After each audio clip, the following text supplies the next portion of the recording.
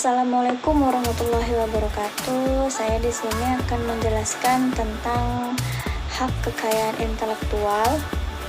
Nah, apa yang dimaksud dengan hak kekayaan intelektual itu? Hak kekayaan intelektual merupakan hak yang diberikan kepada orang-orang atas hasil dari buah pikiran mereka.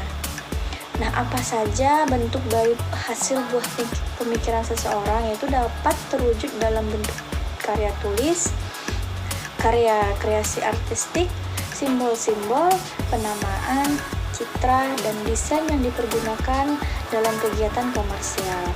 Menurut WIPO atau World Intellectual Organization atau Badan Dunia di bawah naungan PBB, untuk isu HKI atau hak kekayaan intelektual ini terbagi menjadi beberapa kategori. Yang pertama yaitu hak kekayaan industri, yang kedua adalah hak cipta, yang ketiga adalah hak paten, yang keempat adalah merek, yang kelima adalah desain industri, yang keenam adalah indikasi geografis, yang ketujuh adalah rahasia dagang, serta yang terakhir atau yang kedelapan adalah desain tata letak sirkuit terpadu. 4 prinsip HKI atau hak kekayaan intelektual. Yang pertama adalah prinsip ekonomi.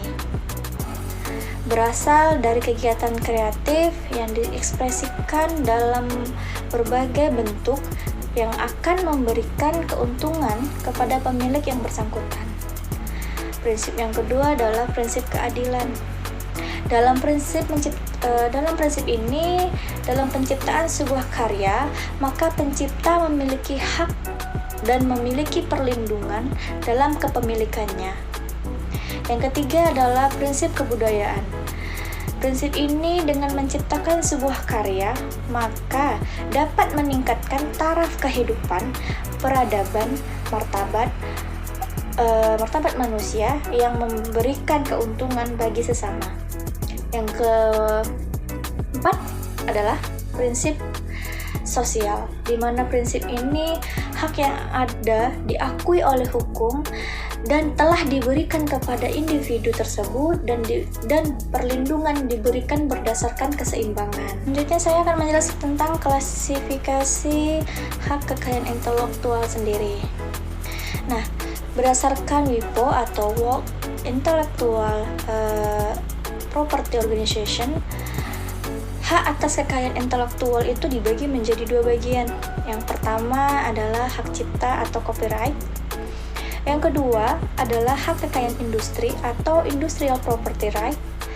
Serta di antara hak kekayaan industri ini terbagi lagi menjadi hak paten, hak merek, varietas tanaman, rahasia dagang, serta desain industri dan desain tata letak sirkuit terpadu. Di sini kita juga dapat mengetahui tentang apa fungsi dan tujuannya HKI sendiri.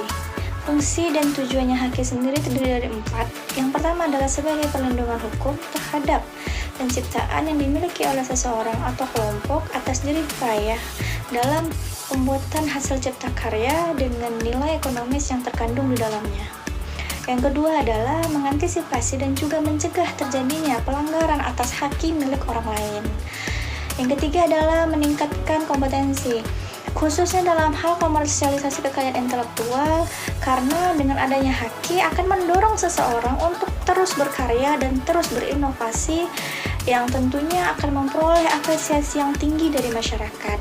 Yang keempat adalah dapat dijadikan bahan pertimbangan untuk menentukan strategi penelitian yang diperlukan atau yang ada di industri Indonesia sendiri. Dasar hukum HKI atau hak kekayaan intelektual di Indonesia terdapat dari beberapa dasar hukum.